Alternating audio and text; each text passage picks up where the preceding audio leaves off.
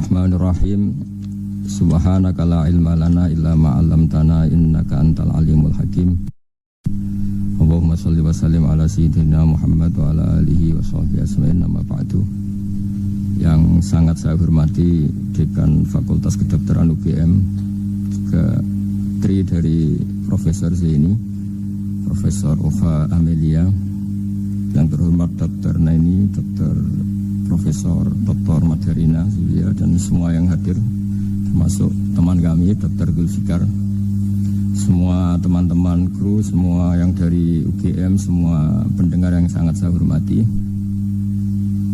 Saya tidak akan cerita tentang perspektif kesehatan karena ini wilayah yang nangani kesehatan. Mereka lebih spesifik, lebih tahu. Tapi saya akan cerita tentang sejarah kurban. Pas sowan Pak Quraish Shihab, beliau adalah teman Profesor Zaini, abahnya Mbak Ova ketika di Al-Azhar. Ketika Profesor SMA di sana, Pak Quraish, itu Pak Zaini kakak angkatannya. Jadi dekat sekali, dan alhamdulillah kemarin Mbak Najwa juga sambung langsung sama Profesor Ova lewat adik saya, Mama itu. Dan ini itu Bufa, sangat penting ya. Jadi kalau dalam tradisi agama itu silaturahim adalah menyambung sesuatu yang seharusnya tersambung. Saya masih ingat pesanan Pak Zaini, berkali-kali beliau bilang saya, agama yang masuk negara enggak konflik itu diantaranya paling spesial itu Indonesia. Karena para wali ini mendampingi kultur daerahnya, tapi tidak benturan. Misalnya kalau orang Jawa dulu pakai sesajen di sawah-sawah, katanya dimakan penunggunya. Ya penunggunya sawah itu kalau dulu ya pikirannya itu makhluk gaib. Di era modern ya penunggunya itu ya kambing, ayam itu. Jadi ya memang yang makan itu akhirnya. Tapi dulu itu aneh, diistilahkan dimakan penunggunya.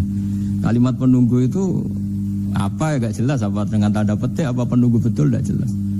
Wali-wali datang tidak mengkafirkan itu, tapi terus dirubah jadi sedekah ke tetangga-tetangga. Jadi kultur itu enggak dilawan, tapi cukup diubah. Jadi makani demit menjadi sedekah ke tetangga. Nah cerita kurban juga seperti itu. Dulu tokoh-tokoh Quraisy, penunggu Ka'bah, itu dulu sudah ndak tauhid, sudah musyrik kalau dalam bahasa agama. Itu di mana-mana termasuk kebutuhan pokok manusia itu kalau kumpul-kumpul itu makan-makan. Itu mulai dulu. Terus korbannya itu ya pasti perempuan mulai dulu. Jadi hanya bagian masak, boleh makan nanti ngenteni luyan itu, ngenteni bekas-bekasnya. Sehingga yang nyortir Abu Jahal CS itu. Jadi yang kurban harus hewannya bagus, spesial, bahkan nggak boleh dikawinkan. Hewan yang mau dikorbankan itu nggak boleh dikawinkan, nggak boleh pernah dikendarai, nggak boleh pernah dipakai bajak sawah dan sebagainya. Semuanya serba spesial. Nanti dikorbankan di Ka'bah, yang dijual Ka'bah. Nah pertanyaannya, Ka'bah ini nggak pemakan daging, yang untung ya ketua-ketuanya ini, karena Ka'bah tidak doyan daging. Dan itu ya di atas namakan Allah, ini demi taqarrub ilallah, demi. Sehingga mereka bilang wa qalu hadhihi an'amu wa harsun hijrul la yat'amuha illa man nasa'u bi sa'mihim. Ini hewan kurban harus spesial, dan yang berhak makan hanya orang-orang spesial, yaitu para penunggu Ka'bah, para sadanatul bait. Tapi karena mereka sudah tidak benar, tidak jujur, Islam mau merubah tradisi itu. Tapi kalau tradisi itu dirubah, maka Islam akan terkenal pelit, karena dari acara makan-makan menjadi tidak ada makan-makan. Jadi kadang kebenaran itu harus diganti dengan sesuatu yang tidak ekstrim, karena tadi dari acara makan-makan menjadi sama sekali gak makan-makan. Maka terus diganti oleh Islam dengan kalimat udhiyah, dengan kata kurban. Nah kenapa itu harus terjadi? Karena kurban itu sebetulnya syariatnya Nabi Ibrahim, di mana orang Mekah itu memang turunan Nabi Ibrahim, sehingga sisa-sisa makan-makannya masih. Cuma mulai ada melenceng, ada sesajen, ada khurafat, ada bid'ah. Kemudian itu mulai masalah. Terus Rasulullah Muhammad SAW datang ingin benahi itu. Tapi yang dibenahi adalah menghilangkan kemusyrikannya, bukan makan-makannya. Akhirnya diganti oleh udhiyah. Nah kenapa ada kurban? Kalau dalam sebanyak literatur Nabi Ibrahim alaihissalam itu nabi yang paling dengan tanda kutip mengklaim kalau beliau itu orang paling sayang kepada Allah, paling dekat kepada Allah. Enggak ada yang dicintai selain Allah.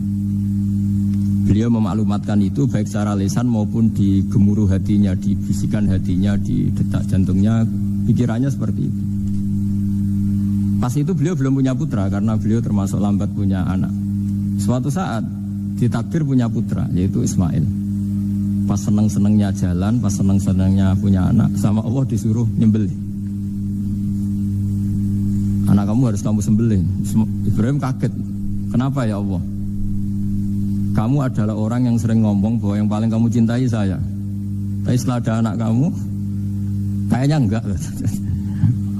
Protes Nabi Ibrahim, Pak. Yang benar Gusti, iya harus anak kamu. Karena beliau kadung janji, kadung komitmen yang paling dicintai Allah, tidak ada yang lain. Saya akan mencintai engkau ya Allah, meskipun harus mengorbankan anak saya. Singkat cerita terus disyariatkannya kurban itu. Ketika Nabi Ibrahim berkomitmen melaksanakan perintah itu, Ismail juga mau nurut, bersama Allah diganti oleh hewan kurban yang bernama kambing. Sehingga versi cerita itu bahwa Allah akan maklumi ketika orang mencintai Allah secara serius, bersamaan dengan itu orang juga mencintai anaknya dengan proporsi masing-masing. Itu di khazanah-khazanah yang saya baca. Versi kedua, tapi ini nanti nggak perlu dipertanyakan. Nanti kalau UGM tanya, itu versi yang paling baik, yang paling benar gimana? Yang tanya juga bid'ah, yang jawab juga bid'ah nanti. Karena itu wilayah yang kadung terjadi. Jadi kalau dalam ilmu hadis itu, kalau kadung terjadi, mau kamu unggulkan yang mana, tetap saja yang terjadi hanya satu, mau kelewat. Beda dengan istihad solusi.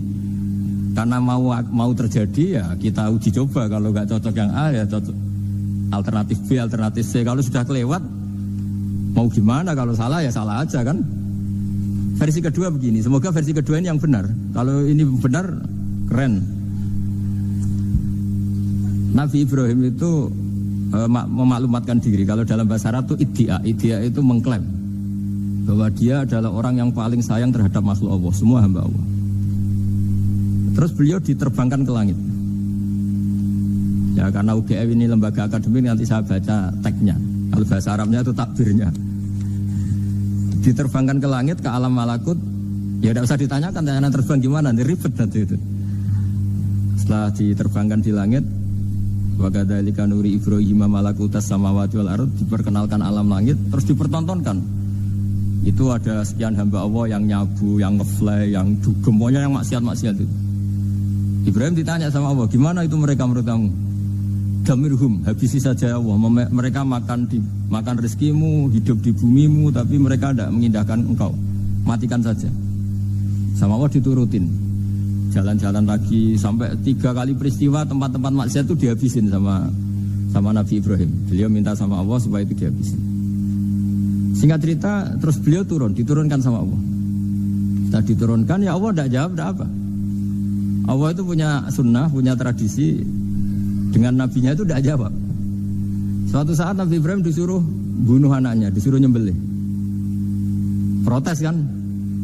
Gua samrotu fuadi, ini kekasih saya, putra saya, kenapa engkau nyuruh membunuh? Terus kata Allah, kamu tidak ingat di malam kamu saya mi'rajkan, melihat hamba-hambaku, dan itu yang bikin aku, dan saya cinta sama mereka yang bikin saya. Kamu enak saja minta dibunuh. Sengkirian gantian saya yang minta, kamu tidak nurutin gitu. Kamu pas minta saya tidak tak pikir, langsung tak turutin. Kenapa saya yang sekarang minta kamu mikir gitu. Tapi huwa samrotu fuadi, itu buah hati saya. Lah memangnya makhluk-makhluk itu makhluk siapa? Saya yang bikin. Kamu enak saja nyuruh bunuh. Nah semenjak itu jadi kearifan kita. Makanya Mbak Ova ini kalau guyonan di dunia kiai, kalau ada majikan bentak pembantunya yang salah meletakkan piring atau gelas, pasti cara berpikir mesti pembantunya ada cantik. Karena kalau salah tok kok dia cantik, itu mesti mikir. Enggak bisa orang bentak orang cantik gitu. Jadi sama. Misalnya saya janjian sama Gus Fikar, janjian Gus datang hari Senin gini-gini, ternyata beliau gak datang. Kalau saya tidak punya utang, tidak atasan saya pasti marah. Sudah janji kok gini-gini. Saya bisa marah itu sebetulnya sebabnya itu 2. Saya kecewa dan dia tidak punya jasa. Tapi yang diomongkan hanya, wah, semua kamu khulful wa'di apa? Enggak tepat. Coba kalau ini atasan saya jadi dosen karena beliau misalnya. Saya punya utang beliau. Mbok nyulayani janji apa kan? Nggih mboten napa-napa. Sama. Ada majikan mencintai pembantunya karena sangat cantik. Mana ada mencahno piring. Omahe dirubah, no itu tidak apa-apa gitu. Sama. Makanya ada guyonan di dunia kiai itu, ada anak perempuan, kan nggak lazim ya, perempuan pakai GL Pro kalau dulu, mungkin sekarang pakai Ninja, pakai celana jeans. Sopo itu, wong luput suwo itu, siapa itu perempuan kok gitu? Ini ponaane jenengan Bang, astagfirullah, muga-muga pangeran nyepuro. Jadi langsung rubah dari maksudkan menjadi ndak karena keluarga. Nah jangan-jangan kebencian kita pada maksiat itu oke, kita wajib benci maksiat, tapi tetap ada catatannya. Plus yang maksiat itu tidak orang yang terkait dengan kita. Coba kalau yang maksiat itu orang yang terkait dengan kita, itu anak kita, ponakan kita, mungkin istri kita, paling mintanya ya Allah ampuni. Sama-sama maksiat, yang satu minta dihabisin, yang satu kita minta diampuni. Fair gak kita sebagai manusia? Tidak fair. Tidak fair. Nah, iya gak fair ya? Apa ya fair? Mikir. Makanya kalau ada guyonan, ya itu tadi. Ada supir salah dimarahin, pasti supir ini belum pegang rahasia. Tapi kalau sudah pegang kartu, si majikannya punya apalah gitu, simpanan gitu. Wah ini pegang, berani marah gak? Tidak ada. Ini dokter kelik juga teman saya. Itu pengalaman sekali. Jadi itu guyonan kiai. Makanya jadi manusia itu gak pernah adil sebenarnya. Makanya Allah pernah mensifati manusia itu bakanal insanu zaluman jahula. Manusia itu sangat zalim dan sangat bodoh. Kalau misalnya jenengan tanya, orang soleh pun itu gimana? Orang soleh asal manusia tidak nabi. Itu ya mesti ada zalimnya. Makanya kalau dalam kitab hikam diterangkan, kitab hikam itu kitab yang olah manusia. Itu menyebut begini, manusia itu siapa? Dijawab, manusia itu mangkanat mahasinuhu masawiyah. Orang yang ketika baik saja salah, apalagi ketika salah. Kita misalnya punya toko laris itu, doanya mustajab laris, pembelinya banyak, kualitasnya bagus. Pasti ada toko sekeliling yang megap-megap karena orang sekarang ke kamu kan gitu. Sama di kampus ya gitu, kalau ada kampus besar yang lain pasti ke masjid terhalangi karirnya di semua. Sehingga orang supaya terus merasa salah, Rabbana dzalamna anfusana, meskipun kita sedang benar pun. Saya termasuk kiai yang kalau ngelepas haji, mungkin yang haji itu mangkel. Karena saya tidak pernah muji-muji haji, meskipun saya melepas orang haji. Umumnya kiai kalau ada orang haji kan dilepas haji mabrur, tidak ada lain balasan kecuali surga. Saya itu karena pernah kecil, pernah dengerin masyarakat. Itu ngenes ketika si kiai pidato tadi ternyata ngenes. Ngenesnya seakan-akan surga itu hanya milik yang haji. Mana kaya kula sepundi Gus, kula ora kelar kaji. Semenjak itu setelah saya jadi kiai ya dendam juga. Akhirnya setelah saya jadi kiai kalau ngaji, orang yang haji mabrur balasannya surga, orang yang fakir sabar juga surga, orang yang sering dimarahin istri juga surga. Kata pokoknya surga terus. Sampai yang mau haji itu, Gus, gimana kok bahas kita kok sama dengan mereka? Ya karena saya ada ulama pesanan kata saya. Jadi artinya gini, ketika Anda muji ibadah haji, jangan kira yang ngenes tidak banyak, yang ngeluh juga banyak, karena mereka ada takdir gak mampu haji. Itu hebatnya Islam. Islam juga datang dengan solusi-solusi. Misalnya Jumatan itu hajinya orang miskin, orang yang ingat Allah mulai subuh sampai matahari terbit juga sama dengan umroh. Jadi karena tidak semua orang itu mampu haji. Jadi itu Islam. Jadi nanti tak bacakan, jadi versi kedua itu Nabi Ibrahim diperingatkan Allah bahwa tidak seperti itu cara mengelola hamba. Nah, Islam ini kata Allah anit tabi' millata Ibrahim hanifah. Referensinya Islam, mentornya Islam itu Nabi Ibrahim. Sehingga kita alhamdulillah punya sejarah wali songo. Saya punya orang tua di Nur Salim itu sayang sekali sama umat, Bahmun juga gitu. Saya sama Profesor Zaini itu sudah mulai tahun 2000 terus setiap hari ketemu juga nggak pernah kecewa. Beliau itu pernah disalahpahami, mungkin Bu Ova belum dengar ini. Pernah disalahkan karena beliau itu tangan kanannya kan agak kuat. Jadi kalau ngambil apa itu pakai tangan kiri. Itu pernah disalahpahami ya, mungkin orang hasud karena tidak mengkonfirmasi langsung mengklaim beliau itu kiai, profesor, kalau apa-apa pakai tangan kiri. Kira-kira pertanyaan sunnah rasulnya mana? Beliau itu ya hanya corong Jawa itu berambang, agak nangis tapi tidak sampai keluar air mata. Beliau bilang gini ke saya, seharusnya gimana Mas Pak? Ya kalau Pak Zaini ingin jadi wali ya tidak usah menjelaskan. Kalau Pak Zaini ingin menjelaskan berarti ingin diakui makhluk. Tapi kalau nggak dijelaskan mereka salah paham terus. Tapi cepat jadi wali karena sudah mulai mengabaikan apa kata mereka. Tapi kalau menjelaskan ya enggak, ya lama jadi walinya. Tapi bagusnya orang nggak salah paham. Pak Zaini tertawa-tawa. Jadi wali apa enggak? Jadi saya tuh lama sekali sekamar dengan beliau ada di badan wakaf ya Mas Fajar ya. Badan wakaf yang atas itu kan dulu tempatnya Pak Rektor kan kosong. Nah itu kita tempati sama Pak Zaini bertahun-tahun tiap hari diskusi. Dan nggak pernah ceritanya beliau itu penting. Karena seneng guyon, memang khasnya ulama itu seneng guyon. Kemarin saya ketemu Pak Kures, beliau cerita, saya ini punya idola Gus Pak. Kalau manggil saya Gus kadang ya Pak. Dulu beliau doktor filsafat. Lama-lama jadi Syekhul Azhar. Itu kalau ke kuliah pakai bis, kata Pak Kures. Suatu saat di Al Azhar itu kan beda dengan di yang lain ya, agak-agak modern. Si gurunya ini, beliau itu karena banyak yang berdiri, beliau duduk ada perempuan berdiri, terus yang lelakinya berdiri, terus jatah duduknya dikasihkan perempuan. Perempuannya itu pakai pakaian yang agak minim, agak seksi lah, agak minim. Terus si Syekhul Azhar tadi saat itu belum Syekhul Azhar, punya 2 permen. Ini ceritanya Pak Kures punya 2 permen, terus yang satu sudah dibuka, yang satu masih bungkusan, masih ditawarkan. Silakan Mbak, kamu milih yang mana? Milih yang masih itu. Padahal bukanya itu supaya lebih gampang. Ternyata milih yang masih bungkusan. Kenapa Mbak? Ya ini lebih steril karena pakai bungkus. Oh iya. Itu pelajaran itu. Terus Pak Kures nantang saya, Gus Pak punya enggak cerita tandingan? Wah kalau saya kebalikannya Pak. Di kereta itu ada Cina, enggak khitan ya. Ketemu sama kiai kampung. Kenapa khitan? Enggak khitan juga sama gini-gini gitu. Terus dikasih pisang. Dimakan, dikupas dulu. Kok udah langsung aja. Terus kata Pak Kures. Nah ternyata sama Pak Zaini sama Pak Kures itu dibalik ke profesorannya. Ceritanya itu ya guyon terus. Karena memang agama ini itu kalau masalah kebenaran itu serius. Tapi dibalik kebenaran ini yang perlu dicatat oleh semua yang mencintai agama ini. Bahwa Allah itu tidak butuh taat kita. Dan Allah tidak akan gagal sebagai Tuhan karena maksiat kita.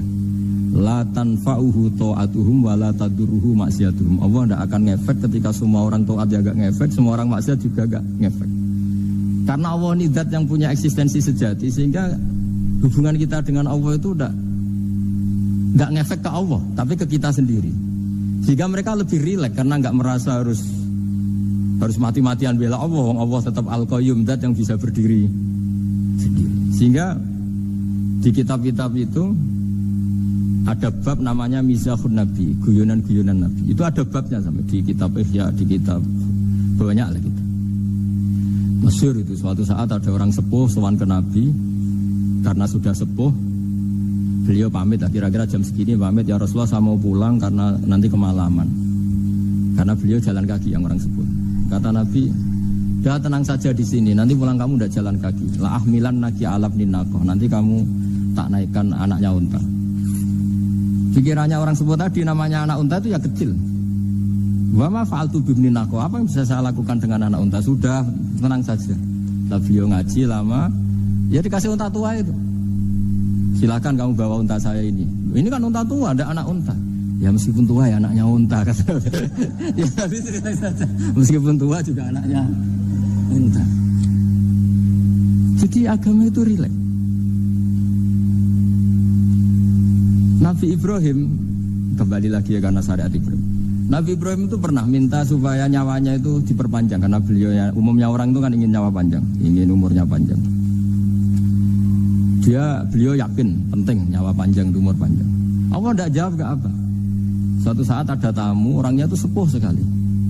Nabi Ibrahim karena orang yang sangat menghormati tamu dikasih kurma, anggur. Itu setiap dimakan dikunyah meler lagi keluar. Karena sudah sepuh, nggak ada giginya, dikunyah keluar lagi. Itu jawabnya Nabi Ibrahim, ya Allah, masuk lagi ke kamar, sholat lagi, mengcancel doa panjang umur. Katanya Ibrahim, oh jenengan jawab toh. Artinya kalau ingin tua sekali ya nasib kamu kayak itu gitu. Jadi karena beliau tahu itu jawaban terus masuk kamar, oh jawab tuh Gusti jenengan, terus membatalkan doanya. Itu Nabi Ibrahim. Kalau orang sekarang enggak, dongo ngarani, ya tua ya tetap sehat, tetap wah itu. Itu lebih ribet itu. Iya, jadi karena doa itu kalau enggak diperjelas itu ya repot. Ini cerita supaya kita berislam itu ceria. Saya Mbah Mun itu meskipun kiai top, senengannya dia guyon bapak saya. Tapi guyon itu ada yang wajib. Saya dulu itu janggal. Ini cerita ya, mungkin kalau di kampus-kampus umum agak asing, tapi ini cerita. Nuduh zina itu dosanya besar sekali. Saya ulang lagi, nuduh orang lain zina itu dosanya besar sekali. Disebut bab qadzaf. Saya pernah menjumpai 3 kiai besar Bofa, 3 kiai besar. Dia top semua. Di majelis itu ada gosip bahwa si A itu punya selingkuhan sama Sri misalnya atau dengan siapa lah, dengan perempuan. Itu kalau di Arab itu senengannya pakai Salma, Laila Majnun Salma. Kalau di Jawa itu kasihan korbannya itu. Ya, tapi itu contoh saja ya.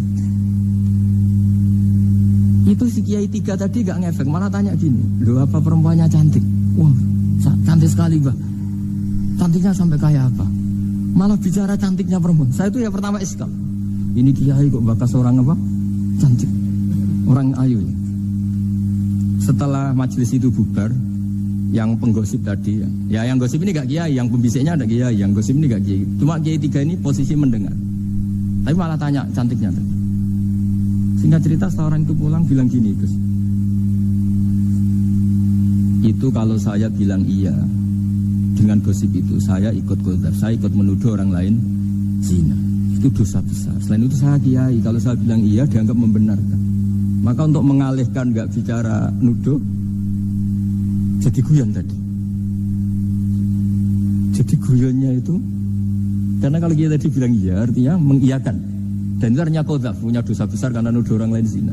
Diperparah dia kiai besar, kan orang menjadi percaya karena yang ngomong bukan penggosip lagi, tapi ya, maka dialihkan.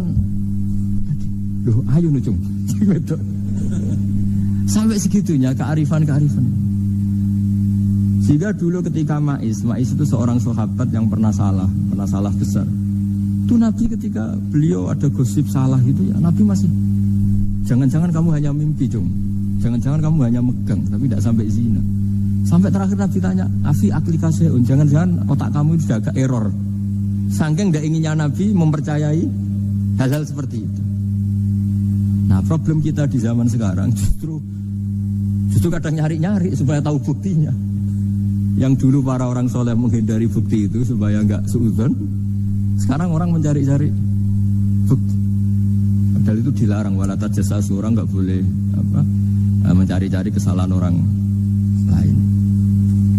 Nah, itu kearifan yang saya dapatkan dari Bapak, dari Mbah Mun, dari Pak Zaini, dari Pak Kuras. Mereka orang-orang yang luar biasa menghindari ngomong penting. Sekarang itu orang banyak yang sering ngomong penting. Sebenarnya itu malah salah. Karena kalau ngomong penting itu vonis terhadap orang lain. Dan kalau kamu rileks, tidak. Nabi dulu itu rileks sekali. Ketika beliau ngaji gini, terus ada pemuda lewat bawa cangkul mengabaikan pengajian Rasulullah. Banyak sahabat bilang, celaka orang itu, ada Nabi ngaji kok tidak ikut.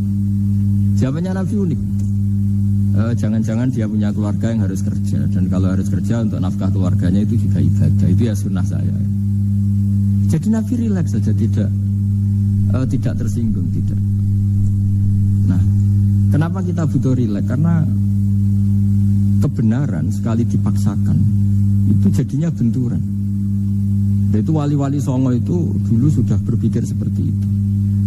Sehingga Pak Zaini yang sering ngendikan sama saya, kita ini bisanya mengikuti Mas Ba, kalau manggil saya Mas, tidak bisa benturan.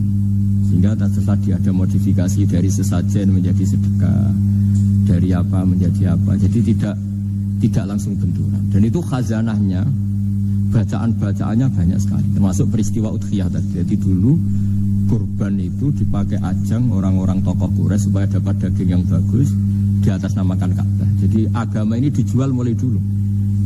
Sekunane kuno agama ini dijual. Dan agama mulai dulu ya prospek. Ka'bah itu bisa menyedot wisatawan berapa, wisata religi. Sehingga dulu ada Ka'bah tandingan, perhitungannya juga ekonomi. Jadi mulai dulu itu ya sudah seperti itu, mau apa Bang, Allah bikin dunia seperti ini.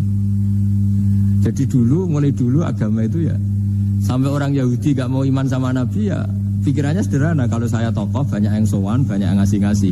Kalau saya ikut Muhammad, saya anak buah yang ngasih saya siapa ya? Jadi perhitungannya juga ekonomi. Jadi ketika Abraham mau bikin Ka'bah tandingan, itu perhitungannya juga ekonomi.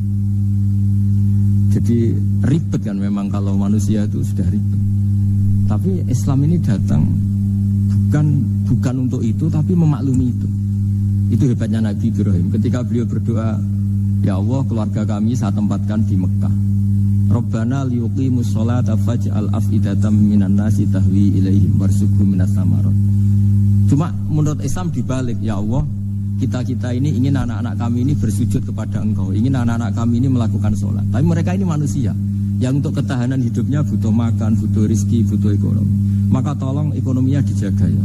Jadi dibalik, demi sholat menjaga ekonomi. Jangan dengan demi ekonomi meninggalkan sholat. Jadi dibalik, jadi demi sholat menjaga ekonomi. Juga termasuk menjaga politik.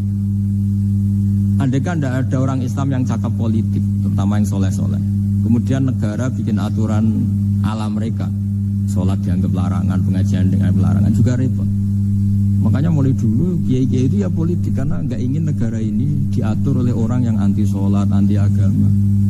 Karena kalau negara terserah yang sedang jabat, kemudian yang jabat tidak soleh, bisa nganggap maksiat-maksiat tidak ilegal, yang pengajian justru ilegal.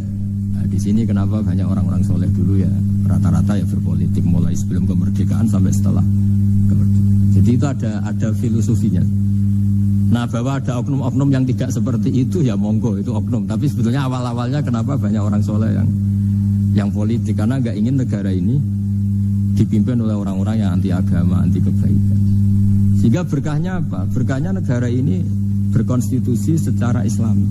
Meskipun tidak negara Islam, tapi tadi hak asasi manusia terjaga, hak belajar, hak beragama, hak ibadah. Coba bayangkan kalau kita jadi korut, Korea Utara kan pusing. Jadi, nah itu uniknya, lagi-lagi ini cerita uniknya. Itu mulai dulu itu tidak ada benturan. Ketika ada Masumi, ada Partai NU, ada macam-macam. Muhammadiyah datang di Jogja itu Mbah Ahmad Dahlan itu teman dekatnya Mbah Hasyim. Saya tahu banyak tentang, namanya dulu Darwis. Itu dulu ngajinya sama pernah buyut-buyut Qiyami di sini. Dulu ngaji Mbah Soleh Darat, Mbah Ahmad Dahlan sama siapa itu Mbah Hasyim.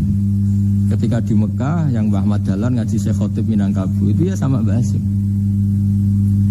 Nah kebetulan Mbah Ahmad Dahlan hidup di Jogja yang zaman itu sudah khurafatnya kayak apa, karena ada sistem agama yang sangat, menurut beliau sangat jauh dari Islam yang murni. Terus beliau revolusinya seperti itu. Yang Mbah Hasyim tempat di Jombang. Nah itu kan murni ilmu sosial, murni muqtadul khal. Terus beliau punya metode yang berbeda, tapi nggak masalah, mulai dulu nggak masalah. Kemudian yang, jadi kalau yang kadang-kadang memasalahkan tuh ya memang yang nggak tahu masalah. Sebenarnya dulu itu ya biasa aja, karena ya itu urusan metode, urusan. Saya teruskan masalah Udhiyah. Jadi yang diceritakan Nabi Ibrahim tadi, bahwa benci seseorang kita atas namakan maksiat itu tidak segampang itu. Karena jangan-jangan kebetulan yang maksiat itu keluarga kita. Apakah kita punya kebencian yang sama saat yang maksiat itu keluarga kita, atasan kita, teman kita? Ya kayak tadi, Kalau saya corong Jawa dibelanjani janji, ada orang janji sama saya nggak tepat waktu, saya bisa marah, itu pasti sebabnya jelas. Itu bawaan saya nggak berjasa sama saya. Kalau kata dokter Klik nggak cantik ya. Tapi kalau itu orang yang misalnya rektornya bilang, maaf ya saya tidak bisa datang hari ini, tidak apa-apa. Pasti manut tuh. Atau yang nyelain janji kiai itu, so kamu harus teko itu. Ini betul nopo-nopo. Gayanya aja kita marah karena full wajib apa, ingkar janji. Sama. Intinya Nabi Ibrahim itu coba kalau yang maksiat itu anak kamu berharap saya ngasih tobat kan, bukan langsung tak habisin kan. Intinya Allah ingin bilang ke Nabi Ibrahim, andai kan yang maksiat itu anak kamu, ingin saya menghabisi apa tak kasih tobat? Ya kasih tobat ya. Ya seperti itu saya yang bikin. Maka di Al-Azhar sana, kalau cerita orang-orang alim itu masyhur. Ada tempat maksiat mau dihabisin sama orang-orang yang sangat keras. Ketemu Syekh Mutawalli Sa'rawi, ditanya, andai kan mereka mati saat maksiat, itu mereka ke surga apa ke neraka? Ya ke neraka. Terus ditanya sama Syekh Mutawalli, kalau mereka ke neraka, akan dzalika muradan Nabi? Apa seperti itu yang digandaki Nabi, umatnya mati terus masuk neraka karena belum tobat? Tidak, Nabi inginnya mereka tobat dulu. Ya sudah, jangan dihabisin. Kamu berproses ikut mentobatkan mereka. Kebetulan ini mau mendengar. Jadi kita lunak, kita baik itu ya semuanya ingin la'allahum yarji'un, semua mereka kembali, mereka tobat. Bukan lunak dengan arti mengakui maksiat itu satu kebaikan, itu yang bahaya. Kalau lunak sampai mengakui itu maksiat itu kebaikan, itu bahaya sekali. Tapi kita lunak karena kita ingin berproses untuk bertobat. Karena tadi kalau kita punya nurani itu mesti, andai kan yang maksiat itu anak kita atau teman dekat kita atau orang yang berjasa sama kita, apa kita bisa tegas? Kira-kira gimana? Bisa kamu tegas sama anak kamu? Ditantang minggat saja pusing gitu. Ya makanya terus ini saya baca teks aslinya ya, supaya mungkin sebagian yang punya kitabnya atau memang punya tradisi akademik supaya mendengar ini. Saya baca ini versi yang kedua ini di kitab Hikam. Kitab Hikam itu termasuk kitab pegangan para kiai, halaman 4 juz 2. Diredaksikan gini, waqad adzabahu ta'ala, ini masih tentang kurban. Waqad adzabahu ta'ala khalilahu Ibrahim fi ba'di mawatinihi al-azimah. Jadi Allah kalau dalam bahasa Arab memberi teguran itu namanya takdib. Makanya kalau orang nakal itu, kalau orang Jawa bilang kurang ajar. Sebenarnya ajar itu kan tahun ajaran baru. Ajar itu kan barang baik. Ya kan disebut tahun ajaran baru. Pengajaran, ajar itu kan barang baik. Jadi kalau kurang ajar berarti kurang baik. Itu bahasa Arabnya orang yang kurang ajar perlu diajari. Itu kalau orang Arab bilang ditakdib. Diwarai toto kromo, diadabkan. Jadi belum punya adab diadabkan. Itu udah. Tapi tentu Nabi Ibrahim nggak sampai kurang ajar. Ini kan cerita bahasa ya. Jadi kalau sebenarnya ajar itu udah buruk-buruk, kurang ajar. Berarti orang ini kurang pelajaran, kurang. Tapi di Jawa itu agak salah kaprah. Kalau kurang ajar itu ekstrim. Misalnya duduk di meja itu disebut kurang ajar. Sebenarnya ada se-ekstrim itu. Saya teruskan ya. Terus wa 'allamahu kaifa yatakhallaqu bihadzal khuluqil karim inda tilaihi 'alal asrar. Teruskan anak Ibrahim annahu arhamul khalqi qol farafa'ahu wa ta'ala hatta asyrafa 'ala ahlil ardi. Nabi Ibrahim diterbangkan ke langit sehingga melihat di bumi yang maksiat-maksiat itu.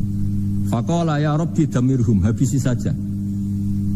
Terus faqala wa ana arhamu bi ibadi minka ya Ibrahim ihbit fala'allahum yatubun wa yarji'un. Jadi setelah permintaannya semua dikabulkan, dihabisin sama Allah, terakhir cobalah kamu sekali-kali dakwah ke mereka. Kamu belum pernah dakwah kok tahu-tahu minta mereka dihabisin. Coba kamu dakwah, jangan-jangan mereka mau kembali. Nah terus sebagian cerita itu terus diteruskan ketika suatu saat Ibrahim akhirnya diminta menyembelih putranya.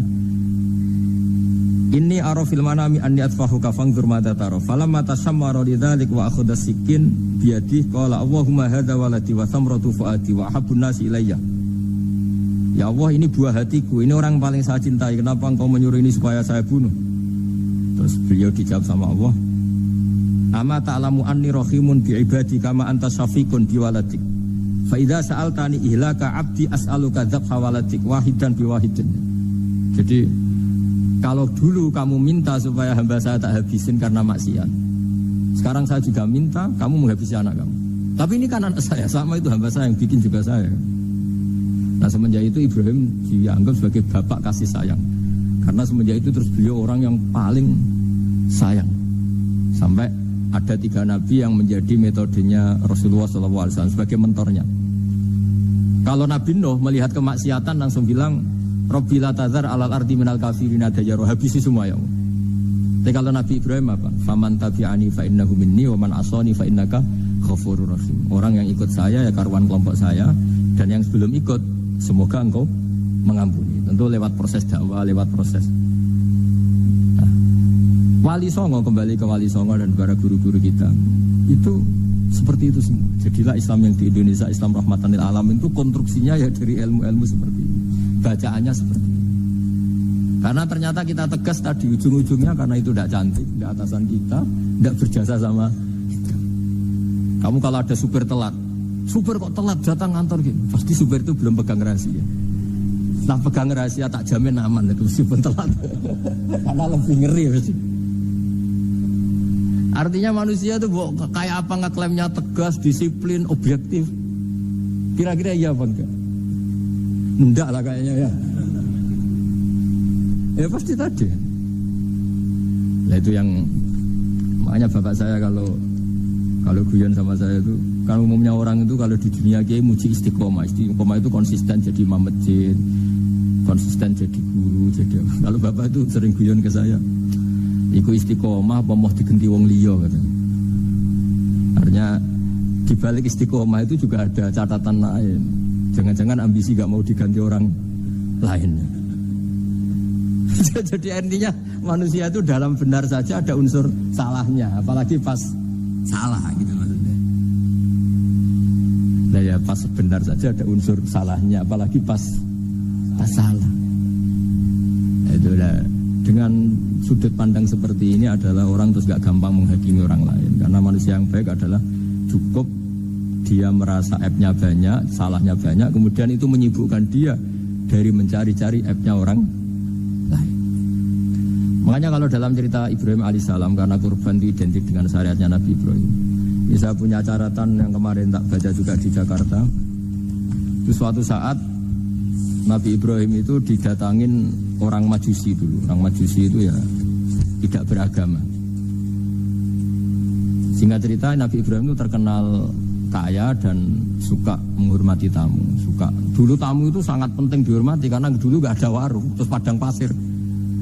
Kalau sekarang itu ya wajib dihormati tapi tidak wajib-wajib banget. Karena biasanya sudah marung di mana-mana. Sudah marung di mobilnya bawa apa? Bekal. Kalau dulu di padang pasir kalau tamu gak dihormati bisa mati betul. Kadang 2 hari perjalanan itu gak makan gak apa karena di padang pasir warung gak ada, gak bisa ngopi-ngopi ya dulu. Sehingga kalau menghormati tamu dulu itu pahalanya luar biasa ngasih makan itu. Kalau sekarang ya pahalanya biasa aja karena ya tamunya makannya ya biasa aja karena udah kenyang duluan itu. Singkat cerita orang ini datang ke Ibrahim minta dikasih makan. Nabi Ibrahim mengatakan kamu syaratnya harus Islam dulu, kalau enggak kasih makan. Karena Ibrahim itu seorang nabi dan beliau komitmennya seperti itu. Si tamu tadi putus asa. Akhirnya wala itu ya sudah meninggalkan Ibrahim. Setelah beberapa jangka Allah bilang ke Nabi Ibrahim, orang itu umurnya berapa tadi bilang ke kamu? 50 tahun. Pernah enggak orang itu kelaparan? Kata Allah, enggak, baru ini kelaparan. Terus kata Allah, mundu khamsina sanatan nut'imuhu ala kufri. Falau nawal tahu lukmatan min ghairi antu talibahu bitahiri dinik lakana ahsan. Orang itu umurnya 50 tahun. Itu ya tak kasih makan padahal dia Majusi. Kamu baru diminta sehari saja minta syaratnya Islam. Terus itu ada di kitab apa Ar-Risalah Al-Qusairiyah di halaman 262. Jadi cuma dulu itu motifnya semuanya agama, bukan atas nama demokrasi atau kebebasan beragama. Karena dulu itu orang dulu itu kan saking sayangnya Allah, apa-apa konstitusinya ya perintah Allah. Dan ternyata perintah Allah seperti itu, akhirnya dipanggil. Kemana ya Majusi ke sini tak kasih makan. Majusinya kan kaget. Ada apa? Kenapa kamu rubah? Ditegur Tuhan. Iya, ditegur Tuhan. Jadi dan alhamdulillah saking simpatiknya orang Majusi tadi akhirnya masuk Islam. Sama itu kan mirip orang Yahudiyah atau Yahudi itu yang tanahnya itu diambil ya sama Amr bin As untuk perluasan masjid di Mesir. Ya ketika lapor ke Sayyidina Umar, ngiranya itu kan dibenarkan perluasan masjid, ternyata Umar belain yang Yahudi. Iya, yang punya tanah harus dikembalikan tuh haknya. Jadi Islam itu menghormati hak kepemilikan meskipun itu milik non muslim. Jadi kata Allah, mut khamsina sanatan nut'imuhu ala kufri. Kalau nawal tahu lukmatan min ghairi antu talibahu bitahiri dini. Bu dikasih makan aja, enggak usah nyuruh ganti agama. Wong saya saja yang Tuhan ngasih makan dia sudah 50 tahun tanpa syarat. Tanpa syarat. Ya jadi ini cerita ya Bu Ufa. Jadi kita mungkin kenangan saya dengan Bapak, Bu Ufa dengan Profesor Z ini kebetulan teman dekat sekali sama saya dan hampir tiap hari saya ketemu minimal 3 jam bertahun-tahun. Sampai kalau kehabisan cerita akhirnya cerita keluarganya karena kesuwan belajar karena akhirnya cerita keluarga. Maksud saya tadi ini saya cerita ini barang baik. Ketika beliau pernah ditahan karena aktivis dulu. Itu pas mau lahirnya Bu Ova, terus beliau berdoa mati-matian, delalah dibebaskan. Beliau sempat nunggu kelahirannya Bu Ova ini, terus dinamai Aufa Amalia. Itu kalau dalam bahasa Arab itu Aufa itu Allah memenuhi apa yang saya angen-angen. Jadi itu ceritanya itu gitu. Jadi nama itu spontan aja ketika iya, jadi beliau itu aktivis dulu. Bukan dipenjara karena korupsi atau kriminal, bukan karena aktivis. Karena kalau model sekarang Bu, kalau nggak dijelaskan detail ditahan karena aktivis, nanti dikira ditahan karena yang lain. Ribet kan? Jadi ditahan karena beliau itu dulu aktivis, bukan karena. Ya saya kira demikian. Monggo kalau ada sesi tanya jawab, kalau tapi yang ringan-ringan saja nanti jadi serius. berapa pertanyaan? Apa waktunya pakai waktu? 10 menit ya? Ini pas. Terima kasih Pak Gus Bahra yang sudah menyampaikan cukup baik ya untuk pencerahan kita semua terkait dengan bagaimana kehidupan bermasyarakat dan bagaimana kita mensikapi salah benar, begitu juga terhadap orang-orang yang mungkin selama ini tidak kita duga, ternyata banyak hal-hal yang kita dapatkan pada sore hari ini. Saya yakin dari pemirsa atau dari Bapak Ibu yang hadir secara langsung maupun virtual, ada hal-hal yang akan ditanyakan. Kita masih punya waktu cukup, kurang lebih 1/4 jam. Oh, kelamaan ya. Kelamaan, iya. Tadi 10 menit perjanjiannya. Tadi 10 menit. Iya. Pas ini. Kami persilakan dari yang hadir terlebih dahulu. Sudah sangat jelas sudah ini. Sudah pinter semua. Ya, ini ada pertanyaan. Yang pertama katanya, Assalamualaikum warahmatullahi wabarakatuh. Pak Gus Baha, dalam ingin bertanya dan ingin tahu bagaimana supaya kita bisa selalu berpikir nubuwah di setiap peristiwa yang menimpa kita di kehidupan sehari. Semoga. Gimana? Ulang lagi. Dalam ingin bertanya dan ingin tahu bagaimana supaya kita bisa selalu berpikir nubuwah di setiap peristiwa yang menimpa kita di kehidupan sehari-hari. Begini ya, jadi andai kan kita baca banyak ya, setidaknya sering mau mendengar.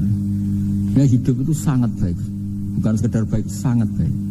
Misalnya kita sedang dapat nikmat, ya Islam menganjurkan syukur. Syukur itu ya dapat pahala. Kalau sedang banyak masalah seperti sekarang mungkin ada pandemi apa, Islam mengajarkan sabar, sabar itu juga pahala. Nanti kalau kita masih hidup yang rumat anak bojo ya ibadah. Nanti kalau mati karena penyakit mat'un atau ta'un juga syahid. Jadi Islam melihat hidup itu rileks. Karena ya memang rileks. Ketika ada orang miskin susah makan enak, itu kata ulama idamuhu alju. Kalau kamu ingin makan enak, kata si miskin ya ingin, gampang makan enak itu. Kamu sangat lapar, nanti semuanya juga enak. Itu nubuah. Jadi Nabi itu resepnya kamu coba. Kalau sampean puasa melihat tempo itu sudah tertarik sekali. Tapi kalau kamu sudah habis makan melihat sate kurang enak, ini kurang enak, karena saking memang sudah semuanya nafsu kan. Saya sudah puasa, semuanya enak. Jadi kalau ingin nubuah misalnya kita miskin itu ada fadilahnya orang miskin, keutamaan orang miskin.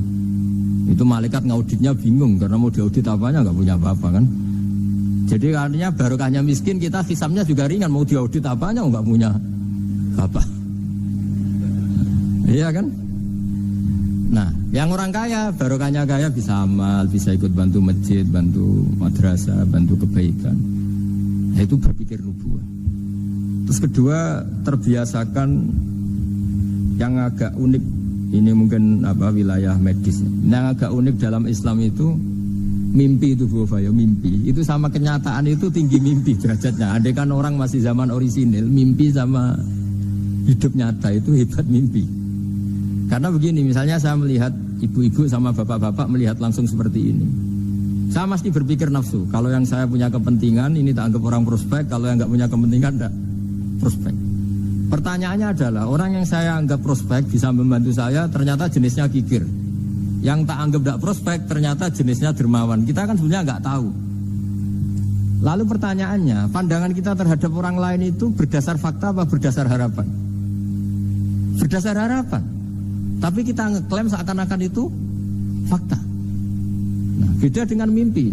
Asal tidurnya benar loh ya, tidak muakan buahnya terus ngorok tidur itu. Tidurnya benar misalnya kita posisi normal, wudu, setelah wudu baca ayat kursi terus tidur kayak posisi orang meninggal ya, mujur utara. Ya, pokoknya kayak orang meninggal itu. Ya, utara dan selatan menghadap kiblat. Itu kalau mimpi. Itu ada alamat-alamat yang lebih orisinal daripada kehidupan nyata. Ini contoh agama. Nah, artinya gini, makanya Nabi pernah ngendikan mimpi itu bagian dari 46 dari bagian kenabian. Itu jumlahnya 46%. Tapi ya tidur yang seperti tadi. Artinya gini, sarana kita bisa mendeteksi alam gaib, kalau boleh dibahasakan alam gaib, itu sebenarnya orang Islam itu masih punya sarana satu, yaitu mimpi. Karena dengan mimpi ini semua organ kita, semua sistem kita itu kayak off. Setidaknya sistem keinginan kita. Yang ada adalah pemberian gitu, cara berpikir agama ya. Saya tidak tahu kalau cara berpikir media. Jadi kalau orang tidur, itu sistem keinginannya dia kan habis, hilang. Yang ada keinginan Allah. Jadi dia posisi diberi. Tapi kalau kita terjaga gini, melihat orang lain, wah ini prospek, ini enggak. Padahal faktanya orang ini yang kita sebut prospek ternyata antipati sama kita atau enggak keinginan nolong kita. Yang kita bilang enggak prospek justru orang yang di hatinya ingin menolong kita. Kan enggak pernah tahu gitu. Makanya banyak orang salah pilih kan di situ. Karena bagaimana orang lain kamu vonis atau kamu hakimi, kamu statuskan sesuai keinginan kamu. Kalau mimpi kan enggak bisa. Nah sehingga kalau dalam penelitian Bu, kenapa Nabi itu, mimpinya Nabi itu wahyu. Ya kan kalau dalam agama kan mimpinya Nabi itu wahyu. Karena tidurnya normal gitu loh. Normal artinya kelas A tadi lah. Makanya banyak orang awam pun yang wah sing tak sekseni persis mimpiku, yang saya saksikan persis mimpi saya. Orang awam saja ngalami apalagi yang Nabi. Nah, artinya untuk mendeteksi nubuah selain tadi ya, kita kan seperti yang saya ceritakan berkali-kali. Kalau ingin nubuah itu sebenarnya gampang. Maksudnya bermental nubuah. Kalau saya sekarang hidup ya anggap saja bisa melakukan kebaikan lagi. Kalau sekarang saya mati atau akan mati, Anggap saja mati itu mengakhiri semua potensi keburukan Anda. Sekarang mungkin kita ada zina, ada korupsi, ada maling, tapi siapa yang bisa menjamin bahwa kita tidak akan maksiat di masa depan? Dengan mati potensi itu hilang. Makanya Nabi melihat mati itu ya sederhana. Wa tawaffani idza kanatil wafat khairan li. Ya Allah, hidupkan kami ketika hidup kami menambah kebaikan. Matikan kami jika mati itu mengakhiri kejahatan. Jadi Allahumma ja'alil hayata ziyadatan li fi kulli khairin wal mauta rohatan li min kulli syarrin. Ya Allah, ketika saya hidup, dianggap saja ini potensi menambah kebaikan. Kalau saya mati, dianggap mawon mengakhiri semua kejahatan.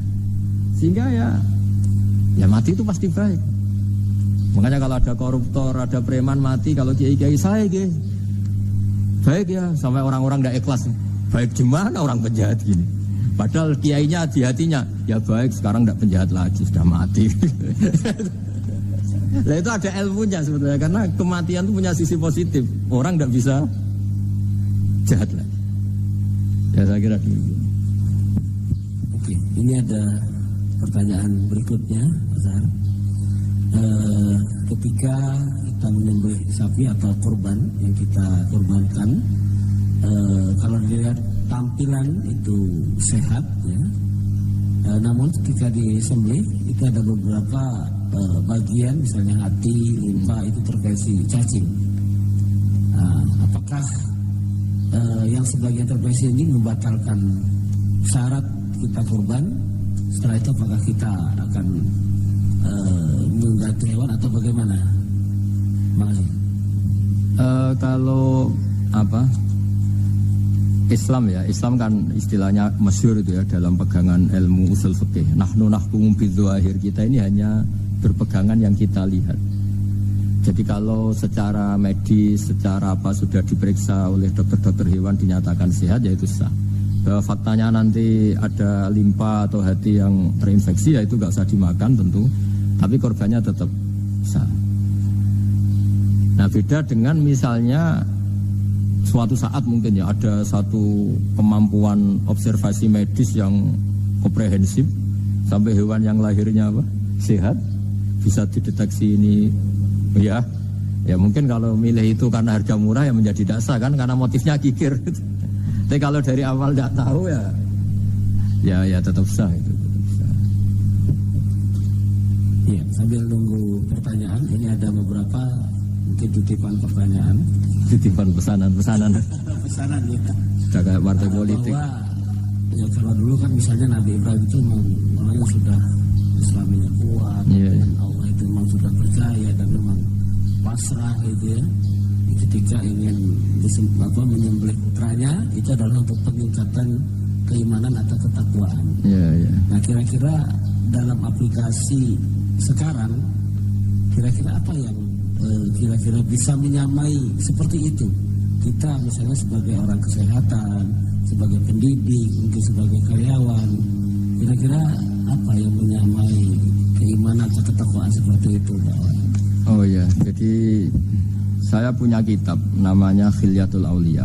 Di situ ada beberapa catatan orisinil ya yang ada di kitab Taurat, Injil yang masih orisinil, karena perawinya, pencatatnya itu orang yang Coro Jawa menangi lah, yang pernah neliti itu. Itu diantara yang diceritakan di kitab-kitab itu adalah memaklumatkan diri, bikin sarana publik yang mudah dimengerti. Jadi kita pakai contoh yang awam saja ya. Kita tahu kalau itu bidan, karena di situ ditulis bidan siapa, Sri Handayani misalnya. Di situ dokter gigi ditulis dokter gigi. Kita tahu itu dokter gigi. Toko juga gitu, ini toko bangunan. Terus kita tidak salah pilih, masa beli lipstik di toko bangunan. Semua itu barokahnya tulisan, barokahnya maklumat ya. Nah, dulu yang dituhankan itu berhala. Berhala itu barang fisik muncul. Akhirnya nggak ada pilihan lain orang menyembah berhala, karena itu yang dimunculkan. Sehingga agama ini syaratnya harus muncul. Yuzhiruhu ala dini kulli. Agama ini harus muncul. Zuhur itu maknanya muncul, makanya dikatakan waktu sholat zuhur, karena di mana waktunya sangat jelas, karena maknanya zuhur itu muncul. Nah, Nabi Ibrahim itu Nabi yang setiap malam munajat itu doanya gini ya, nggak doa ya kayak bergumam emosi, tapi emosinya Nabi. Ya Allah, dunia ini tidak fair. Engkau zat yang begitu penting, engkau Tuhan yang mengatur alam raya ini. Kemudian orang tidak mengenali engkau. Coba betapa buruknya bangsa Indonesia kalau nggak tahu kalau presiden itu Pak Jokowi misalnya. Atau orang UGM nggak tahu rektornya itu Pak Manut misalnya, dekannya Bu Ova di kedokteran, itu kan lucu. Atau anak kamu nggak tahu kalau kamu orang tuanya, itu kan mangkel loh betul itu. Tahu saja enggak. Nah, Ibrahim itu tiap malam gitu. Dunia ini tidak fair. Engkau Tuhan yang begitu penting menciptakan langit bumi, kemudian manusia itu tidak mengenali engkau, bahkan menyembah selain engkau. Wah itu. Nah, supaya Allah diketahui gimana? Terus ada simbol-simbol itu. Ada masjid, ada pengajian, ada macam-macam. Nah, ilmu sosial juga gitu.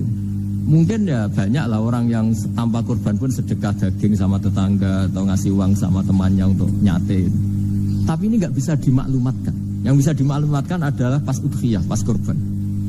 Jadi intinya gini, kebenaran itu menjadi baik. Itu kalau dimaklumatkan terus orang lain mudah mengakses. Dan itu termasuk syariat besarnya Nabi Ibrahim. Makanya disebut sya'irullah, sesuatu yang terkenal sekali. Jadi syiar itu dengan pengajian supaya apa? Syiar itu harus terkenal.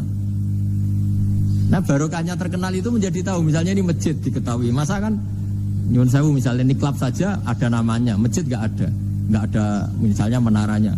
Orang mau ke maksiat gampang mencari, mau ke masjid enggak. Makanya Mbah Mun guru saya itu termasuk unik, berfatwa masjid itu wajib ada menaranya. Dulu saya iskal wajibnya di mana. Tapi setelah saya pikir-pikir memang menara itu penting karena tadi mau tempat maksiat saja gampang, masa ke masjid susah. Ya. Terus tulisan kamar mandi juga penting karena dengan itu tamu nggak mikir kan. Ya kalau nggak ada tulisannya yang cowok ke wanita, yang wanita ke cowok kan jadi ribet.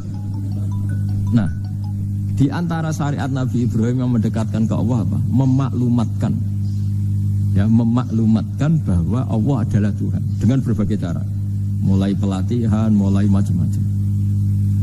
Ya sama lah orang Indonesia kok gak tahu kalau ideologinya Pancasila itu kan mangkel betul gitu.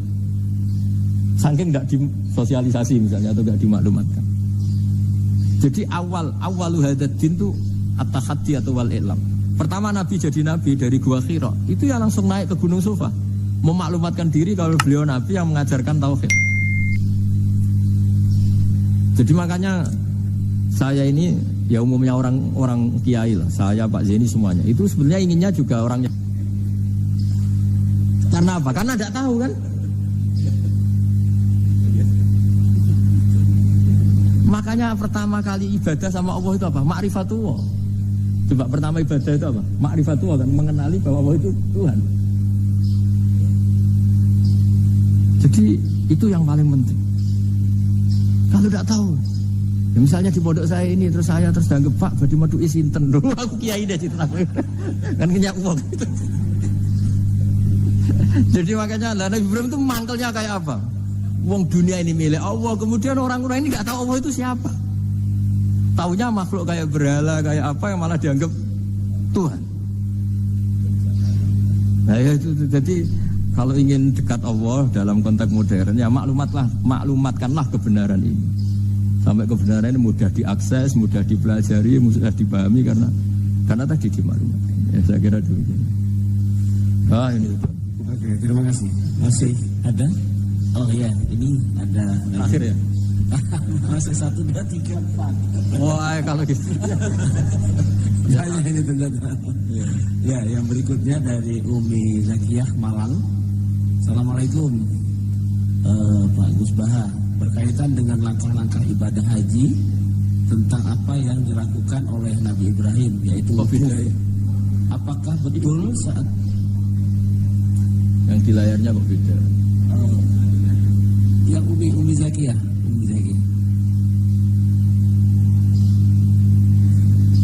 Next.